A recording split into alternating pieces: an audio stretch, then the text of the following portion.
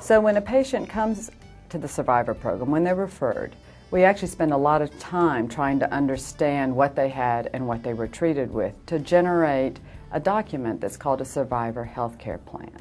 Some people call this the roadmap to survivorship.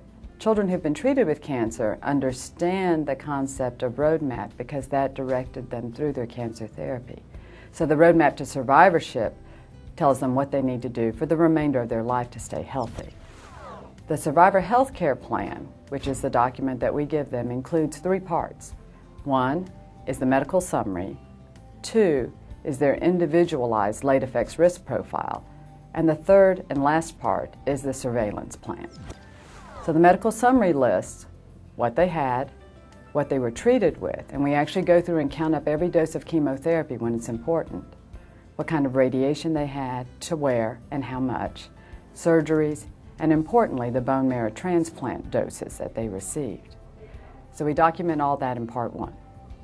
The second part, we go to national guidelines, and based on each kind of cancer therapy they received, we look at what are they at risk for. And this makes their late effects risk profile, so that's part 2. And the last part is what we need to do to detect those late effects, and that is the surveillance plan. What blood work, what elements of the physical exam, what special tests like EKGs, echoes, pulmonary function tests that are needed to be able to detect those late effects early.